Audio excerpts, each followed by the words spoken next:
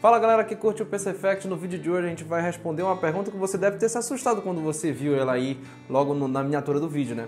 Que o Watch Dogs 2 estaria gargalando até Intel Core i7 Extreme. Bom, será que isso realmente está acontecendo? Pessoal, antes de mais nada a gente tem que falar um pouquinho sobre gargalo. Lembrar que o gargalo não necessariamente significa que você vai ser impossibilitado de jogar de maneira alguma.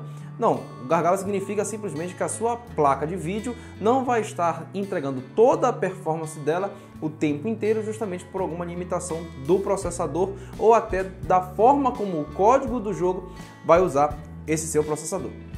Então, dito isso, é importante salientar isso. Não é nenhuma ofensa para o processador necessariamente. Isso a gente vai ter que estar analisando de acordo com o que o jogo está pedindo para o processador. Agora, o que a gente vai mostrar para vocês? Nós temos aqui, não sei se vocês vão conseguir ver aí atrás, nós temos aqui um Core i7 6700K a 4.0 GHz, está em estoque, e aqui um 5930K em estoque também. Os dois vão rodar com a GTX 1070 da EVGA, uma ACX 3.0, em 1080p no Ultra, com tudo ligado, inclusive o Temporal Filtering, que é uma espécie de checkerboard que dá uma dinamizada na resolução e realmente melhoram os FPS. Agora a questão é, você vai ver um vídeo da gente com um carro na cidade de São Francisco em Watch Dogs 2, vamos pegar esse carro e dar uma volta. Vocês vão perceber logo no início que as sombras elas vão interferir muito mais no 6-core, porque precisa de IPC e clock. Em compensação, a distância de visão, quando você vai começar a ver mais prédios pela cidade com uma cena 3D mais cheia de geometria, o 6-core já se sai melhor por ter mais núcleos, mas o IPC não conta nesse caso e o processador i7 6700K ele começa a gargalar também. Os dois gargalam, pessoal. Agora, depois do vídeo, depois da demonstração do material que a gente preparou de Watch Dogs, a gente vai comentar um pouquinho aí o resultado dessa análise.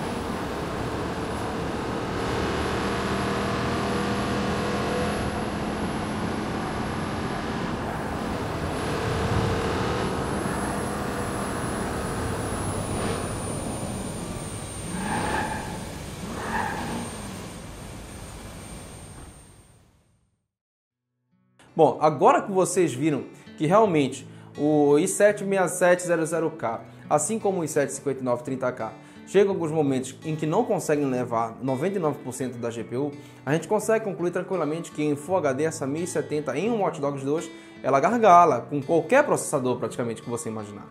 A questão não é necessariamente a placa nem o processador, é a forma como o código do jogo foi desenvolvido.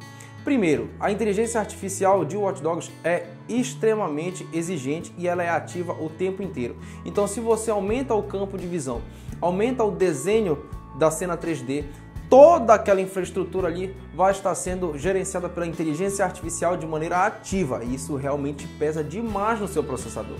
Outro detalhe é que o jogo foi desenvolvido para consoles. Cada jogo tem um render target, então num console, quando você gera um jogo que é para ter um render target de 30 FPS, significa que o tempo do CPU vai estar em torno de uns 16 milissegundos. E isso faz com que o desenvolvedor possa colocar muita informação em cada frame para o processador.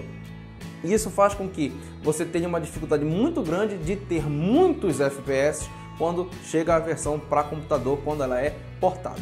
Muito provavelmente esse jogo foi portado para PC justamente porque ele usa aquela mesma técnica de Forza Horizon 3 e Forza Apex, que é de ter a memória dinâmica o tempo todo ativa, na média de 1.4 GB, e realmente isso usa muito o processador também.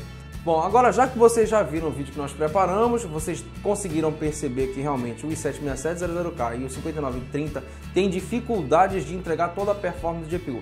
A gente vai mostrar aqui no gráfico ao lado que realmente o uso de GPU, ele cai no i7-5930K mais pelo início, justamente as partes mais sombreadas com as sombras das árvores. Em compensação, quando há uma queda ao final, que o i7-5930K não tem uma queda tão acentuada do uso de GPU, isso porque justamente é a área da cena 3D melhor dimensionada, com mais geometria, com mais detalhes e maior distância. E aí os múltiplos cores realmente fazem toda a diferença. Só para você ter uma noção, a gente vai mostrar aqui ao lado o gráfico também do gerenciamento de threads desse jogo, em que o i7-5930K consegue em média 70 a 75% do uso de todas as 12 threads. Isso num jogo é esplendoroso. Eu não me recordo de um jogo que tenha utilizado com tanta eficiência as threads como a gente está vendo em Watch Dogs 2. Em um i7-6700K, em compensação, a gente está usando aí mais de 90% de cada thread em média, pessoal. E isso realmente é um problema muito sério para o i7-6700K. Agora a discussão que a gente vai chegar é a seguinte: o jogo foi bem desenvolvido ou não? Bom, primeiro detalhe, a gente está aqui, vamos mostrar os gráficos comparando os FPS do i7-5930K e do 6700K com a 1070. A diferença é pequena, o 5930K teve até uma queda maior, mas foi uma queda repentina, não foi uma queda que se manteve. Em compensação, gera mais FPS de uma maneira média. Agora, a questão toda é que existe uma variação muito grande na cena 3D, a hora é sombreada, a hora tem uma cena maior, e isso realmente já não dá para perceber muito a diferença entre os dois processadores. A questão que impera aqui é a seguinte: o jogo foi inevitavelmente desenvolvido para se jogar a 30 FPS. Acima disso, você vai estar exigindo demais da sua GPU, você vai estar exigindo demais da sua CPU. Isso mostra que o jogo foi um porte de console, que ele foi criado pensando no render target de console, no tempo de frame de console, em que eles pegam um CPU e uma GPU e estabelecem como render target: olha, vocês vão ter 16 milissegundos para que na média o processador consiga entregar todas as instruções para a placa de vídeo, assim como mais 16 milissegundos para que a placa de vídeo consiga processar aquela quantidade de informações necessárias. E aí, quando você passa esse porte para o PC, você ter processadores muito mais potentes não necessariamente significa uma vantagem, porque ele vai estar pensando num processador a 30 FPS. Quando você tenta jogar em 60, 90, o negócio fica muito difícil para qualquer processador. De todo modo, o jogo não pode ser dito mal otimizado, ele pode ser dito mal dimensionado. Ele foi pensado para 30 FPS, ninguém quer jogar 30 FPS no computador, cara. Então a ideia do desenvolvedor, a ideia do produtor não foi boa, de entregar um jogo em uma 1070 a 60 FPS. Não foi boa, é uma coisa ridícula se pensar em uma 1070 de R$2.000, uma placa de última geração, entregando apenas 60 FPS em 1080p e não no Ultra. Além disso, pessoal, é um jogo que exige muita CPU, então no final das contas ficou extremamente mal dimensionado. Agora, existe muita carga na inteligência artificial, existe uma carga muito grande na geometria, na cena 3D, isso impacta muito no processador, impacta muito também na GPU, e isso realmente faz o jogo ficar extremamente pesado.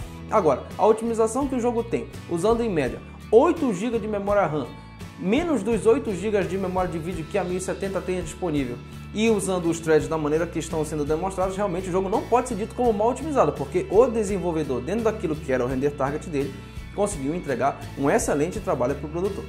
Portanto, pessoal, a gente fica aqui o esclarecimento para vocês de que realmente o i7 gargalou.